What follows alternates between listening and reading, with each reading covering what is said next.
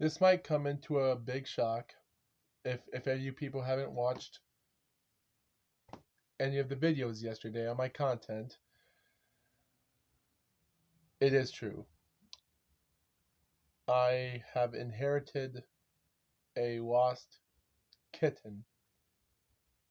And if you want to say this is fake, that's perfectly understandable because I would find this really hard to fake something like this that would make no sense. And I really do mean that by cruelty and inhumane, by making fake videos of animal rescues.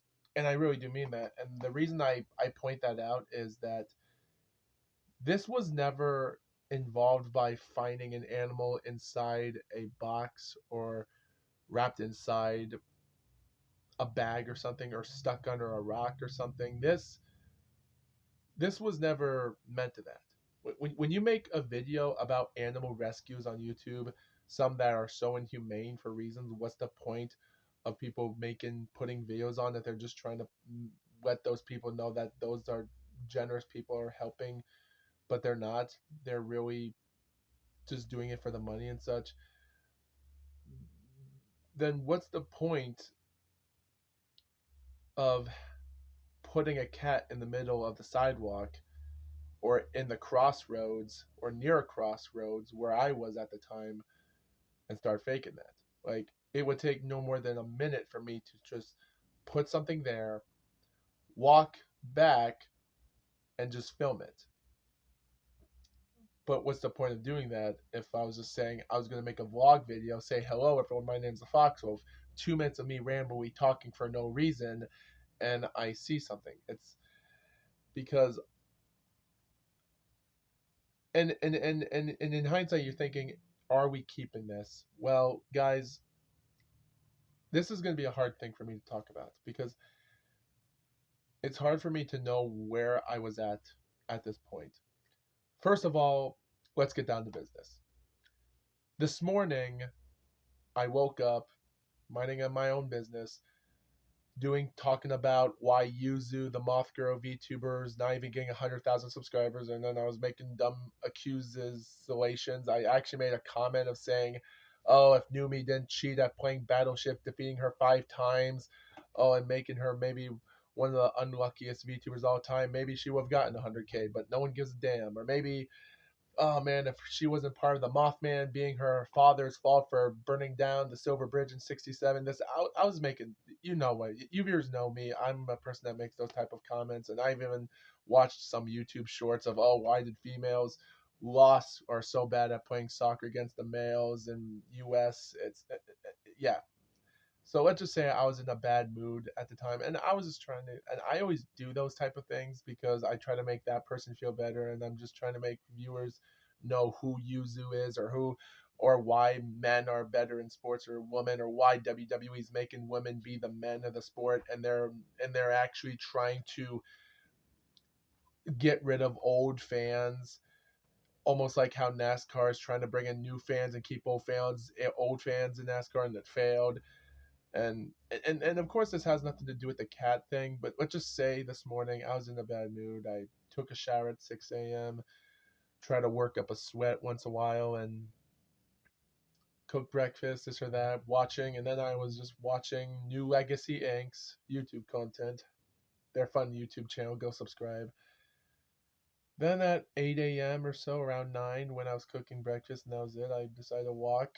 I walked around, pass out my house near a bank, this or that. I did find a box that was empty at the time. That it has nothing to do with the cat story, but I actually thought there was something like money in it, but there wasn't. But my point is, I go outside in the real world. I put my life on the line, fighting bottles and cans for 5 cents a nickel.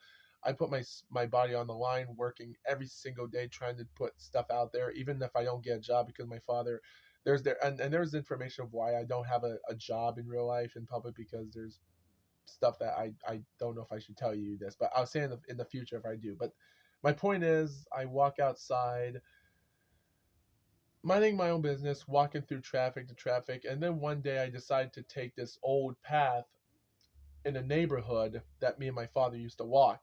And there's times my father talked about the time when he delivered newspapers when he was a child, when he was 12 or something at the time.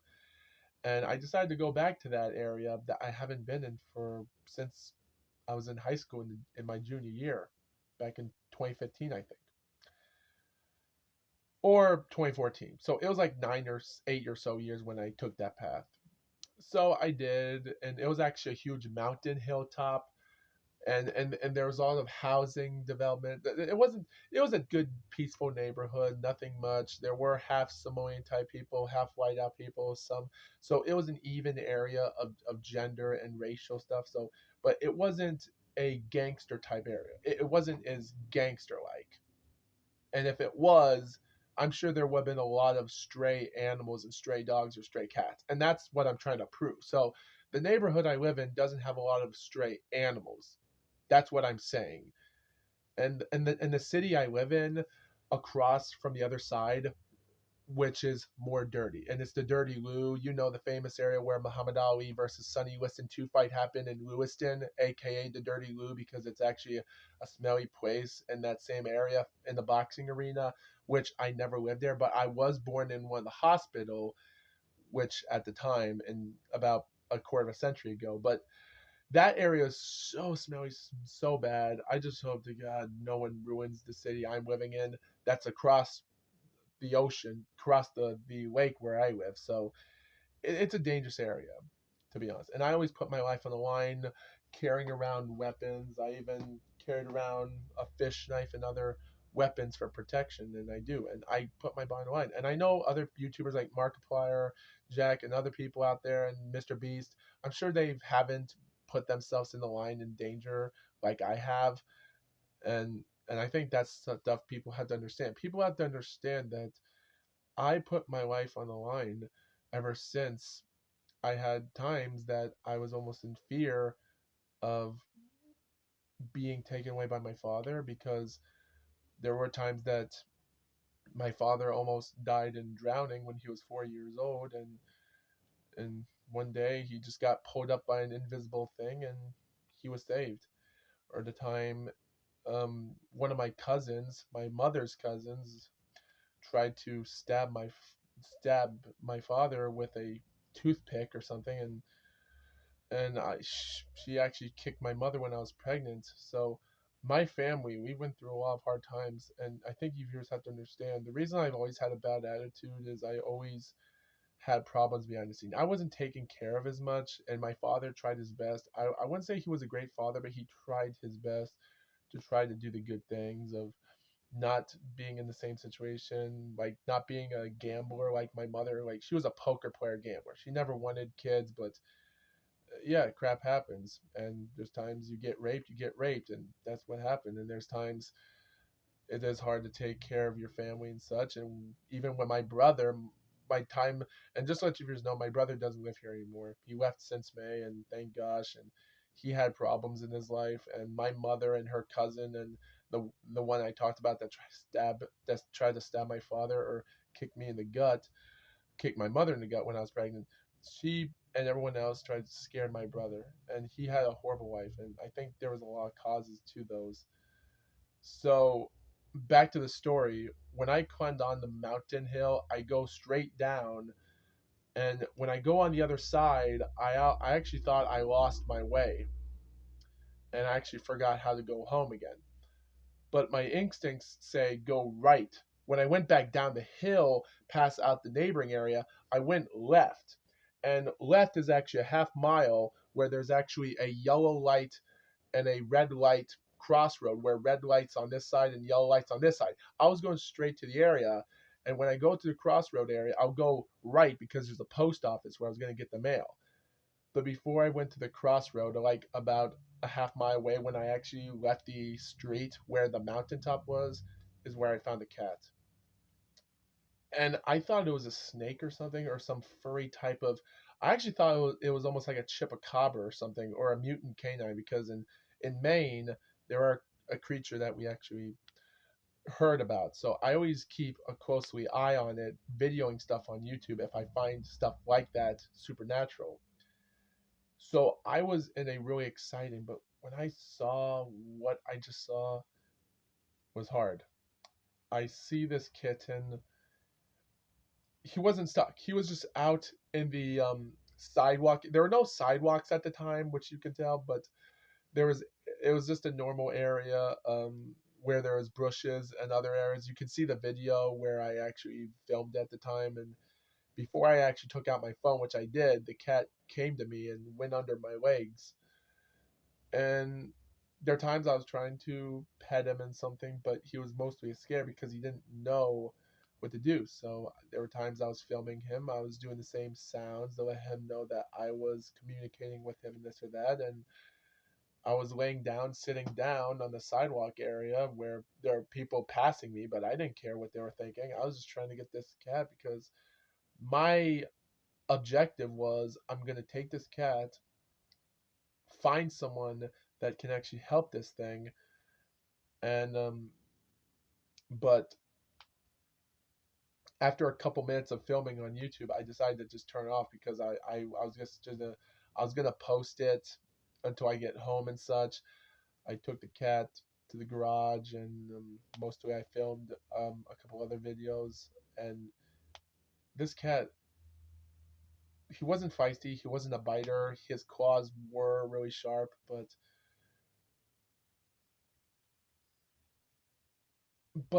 when I even put him down, he started